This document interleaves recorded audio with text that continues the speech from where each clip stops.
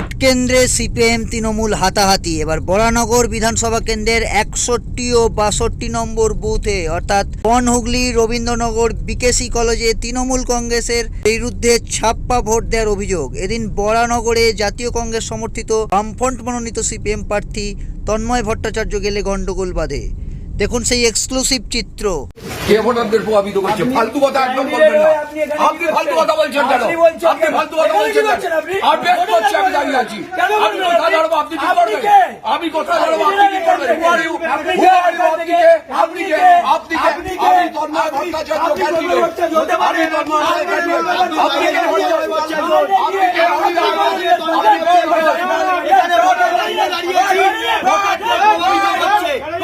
আমরা ভোটের লাইনে দাঁড়িয়েছি, ভোটারদের প্রভাবিত করছে।